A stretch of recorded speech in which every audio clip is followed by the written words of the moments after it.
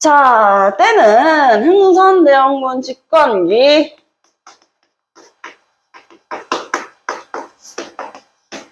여러분들이 가장 한국사를 풀기 쉬운 방법은 지금부터 조선 후기 구한말 때부터는요, 반드시 연도를 외워주시는 게 좋을 것 같습니다. 아까 흥선대원군 집권기 언제라고 그랬어? 1800? 그렇지. 63년부터 약 10년이니까 더하기 10만 하면 돼요. 73. 이 시기를 기억해 주세요. 그러니 즉슨 흥선대원군이 실제로 권력을 장악했을 때는 1860년대부터였다. 60년대까지 끝까지였다. 점점 71년대 이후부터는 흥선대원군의 힘이 약해지고 고종의 아내였던 이 명성황후 민비의 힘이 더 세지게 되는 것이거든요. 요거 키워드 기억을 해주시고, 자, 외세들이 침입을 해오기 시작합니다. 점점 다른 식민지를 두기 위해서 일단은 프랑스 선교사들을 박해했던 사건, 1866년에 뭐가 일어났다? 병인 박해. 프랑스 선교사들을 우리가 대거 죽였었던 사건이었어요. 그쵸? 분명히 러시아를 견제하기 위해서 도움을 좀 달라고 흥선대원군이 만찬까지 준비를 했었는데 너무 단호하게 뭐라고 얘기해? 싫어. 그러니까 흥선대원군이 두두두둔 상처를 받아버린 것이죠. 그래서 이 병인박해를 계기로 선교사 한 명이 프랑스로 와가지고 조선에서 난리가 났다! 라고 얘기하는 사이에 평안도로, 이 평양으로 배가 한 척 들어옵니다. 그렇죠. 제너럴 셔먼호가 들어오는 것이에요. 제너럴 셔먼호는 어느 나라 배였을까? 네, 요것은 미국, 요것은 천주교 박해, 천주교 선교사들이 누구? 프랑스 사람들이었다. 자, 나라들 잘 기억을 해주세요. 자, 미국의 제너럴 셔먼호가 들어와가지고 Hi, nice to meet you, and you 하면서 두두두두두 총빵 쏘고 막 이렇게 사람들을 엄청 놀라게 했단 말이야. 그러면서 자기네들이랑 거래를 할 것, 수교를 할 것을 얘기를 해요. 아니, 당시 임술 농민분기에서 안핵사로 파견되었었던 박규수 선생님께서 돌아가시게 라고 신사답게 이야기했음에도 불구하고 사람들을 인질로 잡는 모습에 안 되겠군. 사람들을 모아서 제너럴 셔먼호를 소각시키기로 합니다. 불태워버리는 것이에요. 제너럴 셔먼호 소각 사건이 벌어졌던 것도 마찬가지로 병인년이었습니다. 1866년 제너럴 셔먼호 사건이 일어난 다음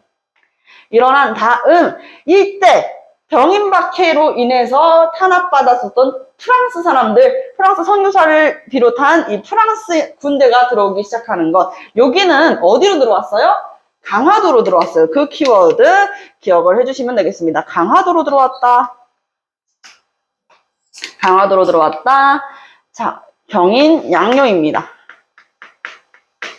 병인년에 서양 세력들이 요란을 일으켰다라고 해가지고 병인 양요가 되는 것이죠.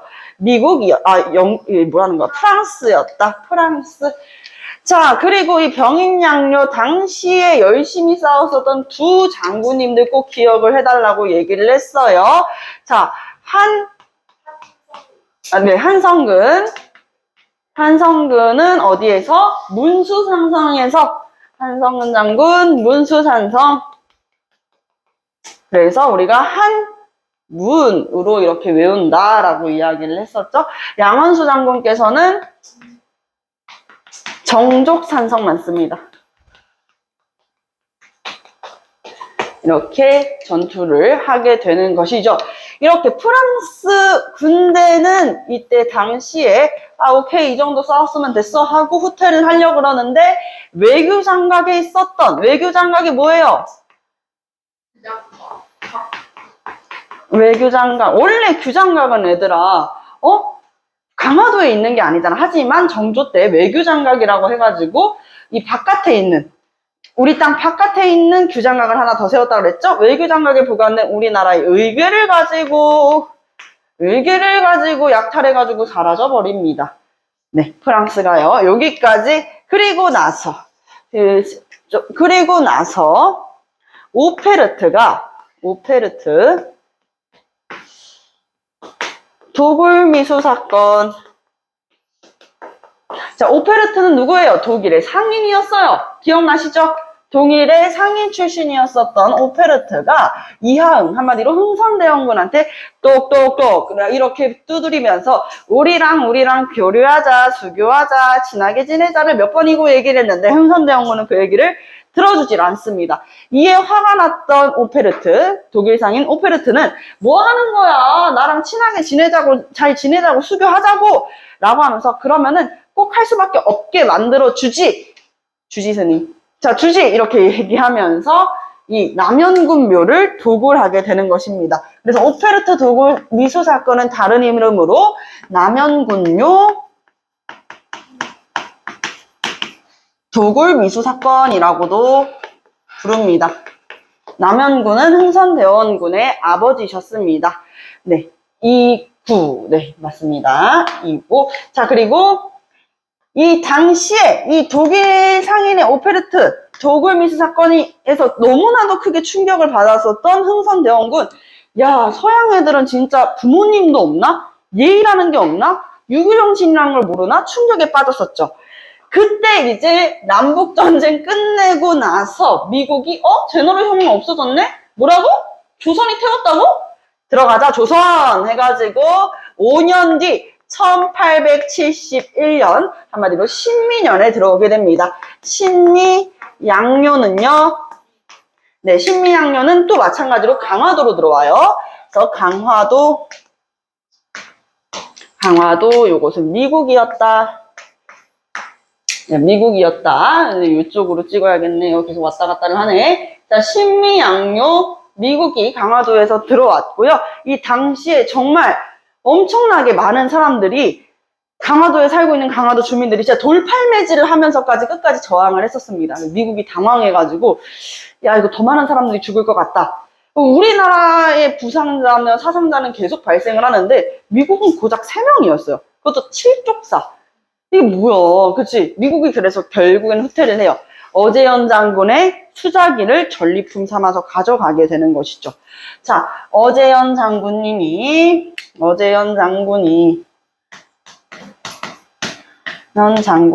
어디에서? 광성보에서 전투를 하게 된다. 그래서 우리가 요거를 외울 때 신미년에 맛있는 미미광어 한 번씩 들어본 적 있죠? 미미광어, 요게 미미광어가 돼가지고 요렇게 외우는 것이다. 한 번씩은 들어보셨을 거예요. 미미, 광성보, 어제연, 광어. 좋습니다. 자, 신미양요를 끝으로, 신미양요 끝나자마자 흥선대원군은 진저리가 나. 서양 놈들이랑, 아니, 그냥 다른 나라 자체랑 거래를 하겠다, 하지 않겠다. 하지 않겠다라고 얘기하면서 척화비를 건립하게 됩니다.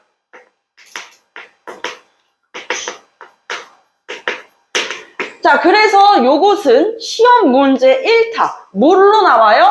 연도별로 사건 일어났던 순서 나열하는 거 시험 문제 1타. 고등학교 내신에서도 무조건 나오고, 그리고 어디에서도 많이 나와요? 한능검 시험에서도 굉장히 많이 나옵니다. 여러분들이 꼭 기억을 해주시고요. 자, 흥선대원군이 이렇게 강력하게 외세에 저항을 하고 있을 때, 이 1870년대에서는 이제 실권은 누가 장악해? 명성황후, 한마디로 민디예요. 고종이 이제 친정을 하게 되는 것입니다. 다시 고종이 이제 나이가 찼잖아. 고종이 10년이라는 시간이면은 어른이 됐잖아. 그렇지? 이제 자기만의 정치를 하게 되는 것이죠. 1970년대에서는 이제 우리 개국이래. 문호를 열어야 된다라고 얘기하는 통상 개국론자들이 등장합니다. 통상 개화론. 개화, 나라를 바꾸어야 된다라고 얘기하는 개화론이 이야기가 됩니다. 통상 개화론이 이야기된다. 대표적으로 아까 얘기한 평안도 안찰사였었던 누구? 네, 박규수 선생님과 그리고 오경석, 유홍기 등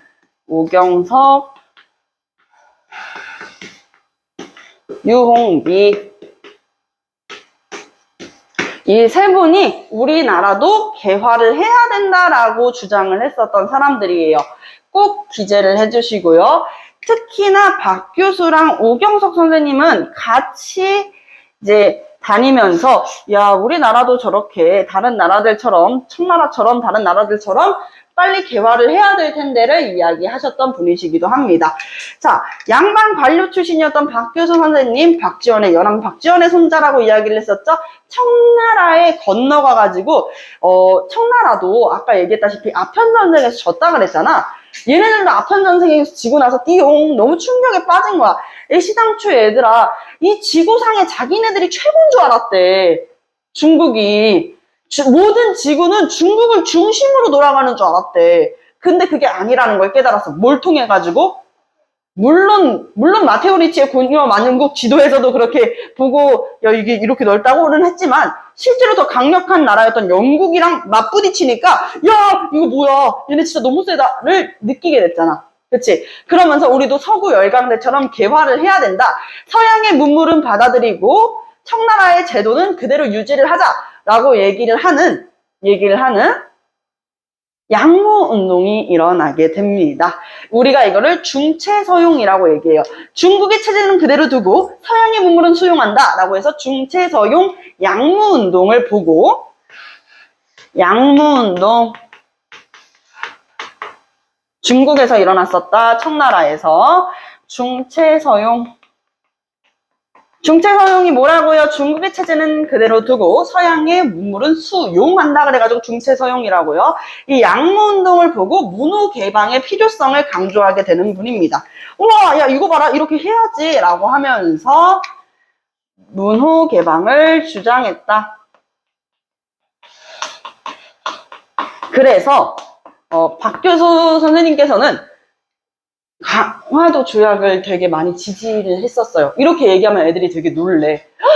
박 교수 선생님 되게 대단하신 분으로 알고 있었는데 이 개화파를 되게 많이 제자로 두고 공부시켰던 사랑방 선생님 박 교수가 어떻게 강화도 조약을 지지할 수가 있어요? 친일파인가요? 막 이러는 친구들도 있어.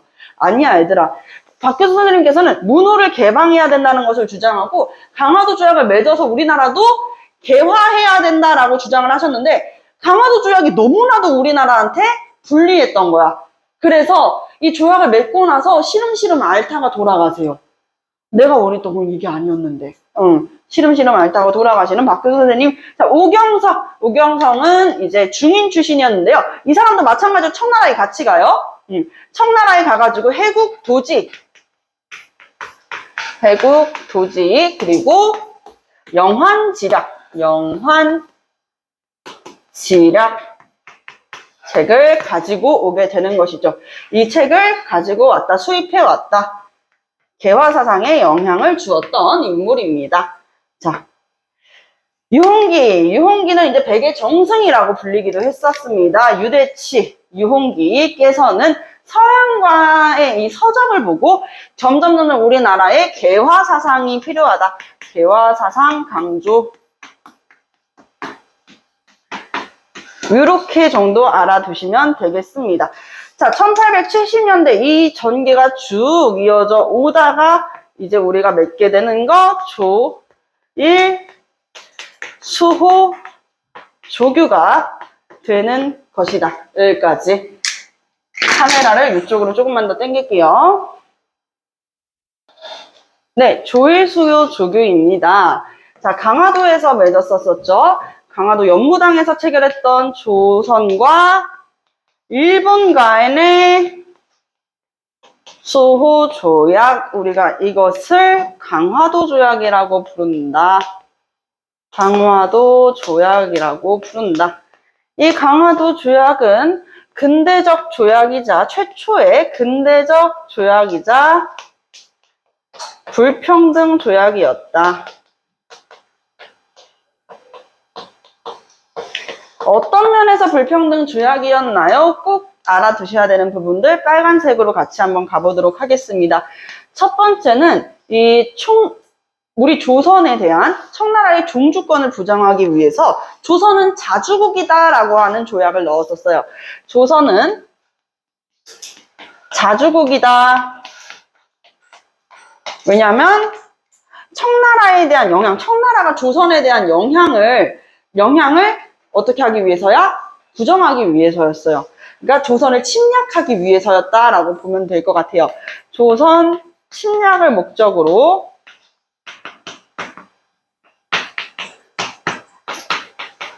청의 종주권을 부정하는 조약이었다. 이렇게 볼 수가 있겠습니다. 자, 그리고 조선은 자주국이다. 여기까지는 괜찮다 이거예요. 그리고 두 번째는 해안 측량권이 가장 큰 문제였죠. 해안 측량권.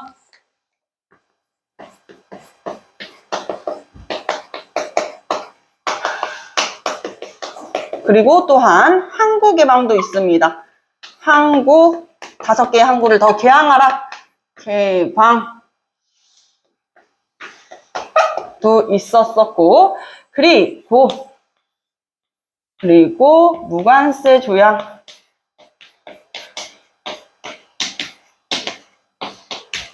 등이 있었습니다. 좋습니다. 그리고 자유롭게 자유롭게 서로 이제 무역에 간섭하지 않는다 등등의 이제 조약을 맺어 놓고서 이 강화도 조약이 체결되고 났을 때 1876년 체결되고 났을 때 이때 바로 우리나라에서는 수신사를 파견합니다. 이 수신사는 1차 수신사가 있고 두 번째로 파견되는 2차 수신사가 있어요. 이어서 하겠습니다. 1차 수신사는 강화도 조약을 체결하자마자 바로 파견을 했었어요. 우리가 일본의 개화, 일본이 어떻게 이제 근대화를 했는지 보고 배우기 위해서 파견이 됐었던 거란 말이야. 첫 번째로 파견됐던 사람 1876년에 김기수. 그리고 두 번째로 파견되는 사람은 여러분들 김홍집이라는 사람이었어요. 1880년에 일본에 가서 여기에서 중국인 황준원이 썼던 황준원의 조선 책략을 수입해 옵니다. 조선 책략의 내용은 이렇습니다. 즉슨 우리 조선이 크기 위해서는 견제해야 되는 나라가 다른 나라도 아닌 바로 러시아라는 것인데요. 러시아는 강력한 나라이기 때문에 조선 혼자서는 어떻게 할 수가 없다. 어떻게 해야 된다? 힘을 합쳐야 된다. 친중국, 중국과 친하게 지내고, 청나라, 중국과 친하게 지내고, 일본과 겸하며, 그리고 미국, 연미국까지 이제 이야기하면서, 조선아, 중국이랑 친하게 지내, 일본이랑 같이 맺고, 미국이랑 같이 연합해가지고 우리 힘내서 러시아를 무찔러야 돼 라고 하는 내용이 여기 조선 책략에 나와 있었던 것이에요. 근데 이때부터 이 조선 책략 때문에 사람들의 의견은 두 가지로 나뉘어지게 됩니다. 일단은 무슨 소리야? 이 조선 책략 무슨 얘기냐고 라고 얘기하면서 조선 책략 내용 절대 안 돼. 우리는 개항해서는 안 된다. 개항해서는 안 된다 라고 이야기를 하는 연남 유생들 만인소. 자, 연남 만인소를 보게 되면 영남이죠. 영남 만인소를 보게 되면 영남 유생들이 안 됩니다. 지금 이 미국이랑 일본 아세요? 이렇게 하면 안 되죠. 라고 이야기를 하면서 절대적으로 이 조선 책략에 대해서 거절, 안 된다. 요대로 이행해서는 안 된다. 부정적인 양상을 띠게 됩니다. 연남 만인소의 주도를 했던 사람은 바로 이만손이었었죠. 이만손이 증축이 돼가지고 이 영남 만인소를 올린 것이에요. 고종, 이대로는 안 됩니다. 이게 무슨 말씀이십니까 대체? 이대로 하실 거예요? 안 된다고 말씀드리잖아요. 지금 이렇게 얘기하고 만원척사소는 굉장히 좀 워딩이 셌다 그랬죠. 고종, 귀 안 들리세요? 눈이 안 보여요 지금? 이렇게 얘기했다가 정말 끔찍하게 야 어떻게 왕한테 그렇게 이야기까지 할 수 있었겠어, 그치? 그만큼이나 사람들은 안 돼, 우리나라 개화해선 안 돼, 야, 이렇게 성급하게? 이건 아니지. 언젠간 하더라도 이건 너무 성급해. 라고 얘기했었고, 반대로, 그래, 이렇게 개화를 해야지. 라고 했었던 사람들도 있었단 말이야. 개화파를 비롯해가지고, 그 정도, 요 편에 손을 들어주게 되는 것입니다. 그래서 조선책략을 승인을 해서, 이 조선책략을 계기로 우리가 미국이랑 연미국 해야 될 거 아니에요? 그쵸? 미국이랑 연미국 해야 될 거 아니야. 그래서 무엇을 맺게 됐냐? 자, 조선과 미국이 수호 통상을 하기로 했다. 조미 수호 통상 조약을 맺게 됩니다. 아시겠지요? 이게 바로 1882년의 이야기예요. 김웅직이 조선책략을 가지고 왔던 건 1881년이었었고 1882년에 조미수 통상조약이 이 중국의 중재하에 중국이 중재해주는 중재하에 맺게 되는 것입니다. 내용은 기가 막힌 내용이 또 있네요.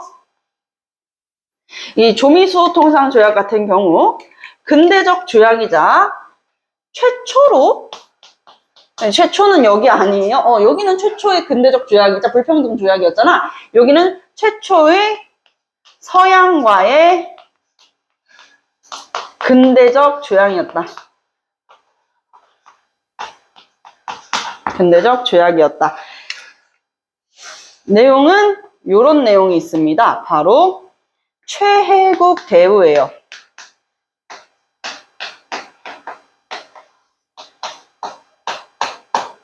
최혜국 대우예요. 우리나라가 제일 친한 거야. 이거는 조선 후기 구한말 때 우리 조선이라는 나라를 망국으로 이끄는 가장 큰 요인을 했었습니다. 어떠냐면 이렇게 예를 들어볼게. 선생님이 어머님이 생신이어가지고 예를 들면 200만 원짜리 루이비통 가방을 하나 사드렸어. 근데 영주랑 선생님은 최혜국 관계야. 최 친구야. 우리는 제일 친한 친구야. 선생님이 엄마한테 200만 원짜리 가방을 해드렸는데 영주 갑자기 나한테 버럭 화를 내는 거야. 야, 유진, 너 엄마한테 200만 원짜리 가방 해드렸더라? 맞아. 엄마 오늘 생신이어가지고 가방 하나 해드렸어. 이렇게 얘기하니까 영주가 선생님한테 나한테도 해줘야지. 넌 나랑 제일 친한 친구잖아. 가 돼버리는 거예요. 무슨 느낌인지 알겠어? 졸려 죽겠지, 아주. 졸려 죽겠어, 그냥. 이렇게 맺게 된다. 최혜국 대우. 우리 조선이 망국으로 치닫는데 가장 큰 기여를 했었던 것. 자, 이렇게 조미수호통상 조약까지 맺게 되고 나서부터는 조금 더 활발하게 우리나라가 뭘 하게 됐을까? 근대화, 개화를 할 수 있게 된 것이죠. 그러면서 이제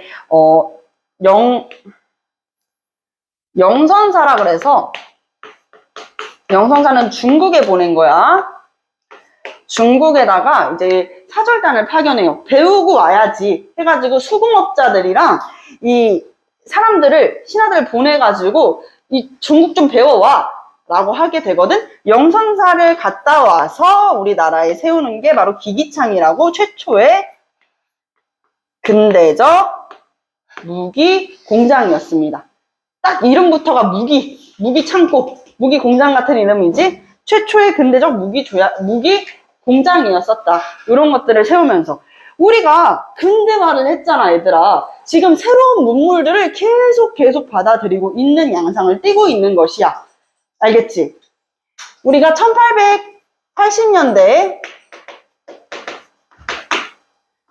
개화를 하기 위해서 그동안 꾸준하게 개화에 반대했었던 양상들 보이죠? 척화비를 건립하거나 70년대에 척화비를 건립하거나 그리고 이 강화도 조약 때 반대를 했던 사람 외양일체론을 내세워서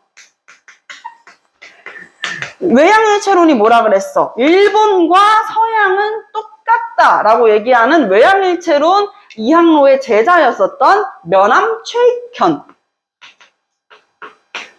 최익현이 우리는 개항해서는 안 된다 얘기하는 개항 반대 운동을 했었단 말이에요. 그쵸? 그리고 나서 개화해서는 안 된다라고 얘기하는 개화 반대 영남만인소 영남 유생들이 상소를 올리는 영남만인소 이만손이 중축이 되었었다. 이렇게 이야기를 했어. 계속 우리나라에 개화를 해도 된다, 안 된다, 파가 나뉘게 되는 거야, 얘들아. 개화를 해야 된다, 안 된다, 파가 계속 분파되기 시작했다. 여기까지 이야기를 했어. 하지만 흥선대원군이야 우리나라는 개화를 해서는 안 된다라고 얘기했지만 고종과 명성황후의 생각은 조금 달랐어. 명성황후나 고종 같은 경우에는 다른 나라들처럼 커피를 또 고종께서 되게 좋아하셨거든. 다른 나라들처럼 우리도 근대화를 해보는 게 어떤가를 생각하면서 통리, 기무, 아문이라는 것을 만들었습니다. 여기 한번 보도록 할게요. 통리, 기무, 아문 설치. 자, 통리, 기무, 아문을 설치해서 기무, 나라의 중요한 업무를 통제하고 관리하는 기관이라는 거야. 아시겠죠? 그러면서 요거는 개화하기 위한 개화기구로 설치를 했었고요. 그리고 우리가 이 근대 기기창처럼 다른 나라 가가지고 배워오는 게 많잖아, 얘들아. 배워오게 되니까 이걸 토대로 신식 군대를 양성해. 그게 바로 별기군이었어. 알겠지? 별기군을 창설한다. 이거는 1881년의 일입니다. 별기군 신식 군대예요.